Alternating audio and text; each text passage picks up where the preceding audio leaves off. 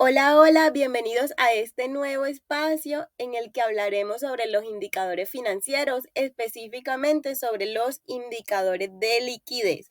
Como hemos visto en el recorrido del diplomado, específicamente en la guía de estudio del módulo 4, la liquidez de una organización es juzgada por la capacidad que ésta tiene para saldar sus obligaciones a corto plazo. ¿Esto qué quiere decir? Esto nos quiere decir que los indicadores de liquidez nos brindan información acerca de la capacidad que tiene una empresa para enfrentar sus deudas en el corto plazo.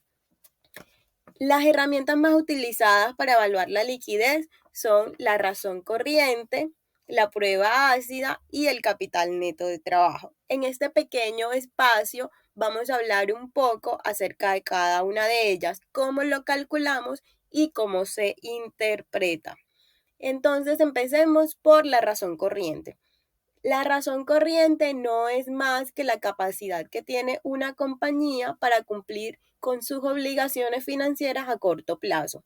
¿Cómo se calcula la razón corriente? Muy sencillo, la razón corriente se calcula dividiendo el activo corriente sobre el pasivo corriente y este nos da un resultado que sería nuestro indicador. Tomando el ejercicio que tenemos acá en nuestra infografía, vemos que al dividir un activo corriente de 98.000 sobre un pasivo corriente de 8.620 obtenemos una razón corriente de 1,14. ¿Cómo interpretamos este resultado? Este resultado nos dice que por cada peso que la compañía debe, cuenta con 1 peso y 14 centavos para respaldar sus obligaciones. Esto es muy positivo porque quiere decir que la compañía por cada peso que debe cuenta con más de 1 peso para respaldar esas obligaciones. Ahora miremos la prueba ácida. La prueba ácida es la capacidad que tiene una empresa para cancelar sus obligaciones corrientes, es decir, sus obligaciones de corto plazo, sin tener que contar con la venta de sus existencias, es decir, sin tener que salir a vender sus inventarios para pagar sus obligaciones. ¿Cómo se calcula la prueba ácida? La prueba ácida se calcula tomando el activo corriente, restándole los inventarios y dividiéndolo sobre el pasivo corriente.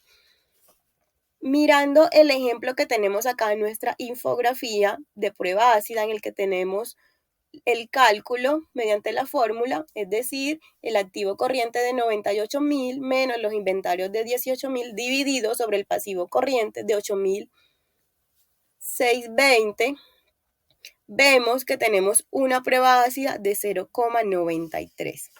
¿Cómo se interpreta este resultado? Este resultado nos indica que por cada peso que se debe se tiene 93 centavos en activos corrientes para pagar las obligaciones de corto plazo. Es decir, que por cada peso que se debe se tiene menos de 1 peso para pagar esas obligaciones. Esto no es muy positivo porque lo ideal en este tipo de indicador es que haya una relación de 1 a 1. Es decir, que si debo 1 peso, mínimo yo tenga 1 peso para respaldar esa deuda. En este caso puntual, en el que por cada peso que se debe se tiene menos de 1 peso para respaldar la deuda, se hace necesario tener que ir a recurrir a la venta de inventarios para poder respaldar esa deuda. Por último, revisemos el capital neto de trabajo. El capital neto de trabajo es el valor que le queda a una empresa después de pagar los pasivos de corto plazo. En otras palabras, es el capital que le queda a una compañía para trabajar después de haber saldado sus obligaciones. ¿Cómo calculamos el capital neto de trabajo? El capital neto de trabajo se calcula tomando el activo corriente y restándole el pasivo corriente. En nuestro caso, un activo corriente de 98.000 menos un pasivo corriente de 8.620 nos da un capital neto de 11.750. ¿Cómo se interpreta este resultado?